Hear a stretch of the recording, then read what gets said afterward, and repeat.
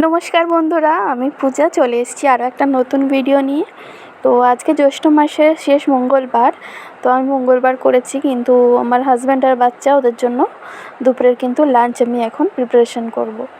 তো এখানে পোলাও বানাবো, তার জন্য চালের মধ্যে হলুদ গুঁড়ো, নুন আর তোমার ঘি আর আদা লঙ্কা বাটা, কাজু কিশমিশ এগুলো সব দিয়ে ম্যারিনেট করে কিছুক্ষণ রেখে দিলাম। আর এদিকে ডাল সেদ্ধ করতে বসিয়েছি। এখানে একটা শুকনো ভাজা মশলা বানাবো আলুর দমের জন্য। তো এখানে নিয়েছি জিরে, ধনে, গোটা গরম মশলা আর একটুখানি শুকনো লঙ্কা, এগুলো ভেজে গুঁড়ো করে নেব। আর আলু সেদ্ধ করে রেখেছি, ডালও সেদ্ধ হয়ে গেছে। এবার কিন্তু আমি ডালটা সাঁতলাবো। এর জন্য তেলের মধ্যে জিরে আর লঙ্কা, তেজপাতা এগুলো ফোড়নে দিয়েছি, আর সেদ্ধ করা ডালটা দিয়ে দিলাম, আর হলুদ দিয়ে দিলাম, স্বাদ মতো নুন চিনি দিয়ে দিয়েছি। এবার এটা ফোটাবো। আর এদিকে দেখো, পোলাওয়ের জন্য যেটা ম্যারিনেট করে রেখেছিলাম চালটা, কড়াইয়ের মধ্যে একটু তেল দিয়ে গোটা গরম মশলা দিয়ে চালটা কিন্তু সুন্দরভাবে ভাজবো যতক্ষণ না এটা ঝরঝরে মতন হয়ে যায়।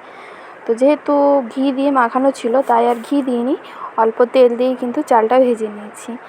এবার এই প্রেসার কুকারের মধ্যে ভাজা চালটা আমি পুরোটা দিয়ে দেবো।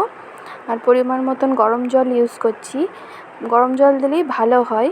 এখানে দেখো মানে ওই বাটিটার যতটা দাগে দাগে চাল ছিল, ওটার প্রায় মানে জলটা সেমই নিয়েছি, মানে 2 বাটির মতন, তার থেকে একটুখানি কম নিয়েছি। আর এদিকে আদা লঙ্কা বাটা কষতে দিয়েছিলাম আলুর দমের জন্য, তো সেটা কষানো হয়ে গেছে। আলুটা দিয়ে একবারে আলুর দমটা বানাবো। আর ভাজা মশলাটাও গুঁড়ো করে রেখেছি, এটাও দিয়ে দেব। এবারে আলুর দমটা হতে দেব। ডালটাও আমার হয়ে গেছিলো, তো সেটাতেও কিছুটা ভাজা মশলা দিয়ে দিলাম।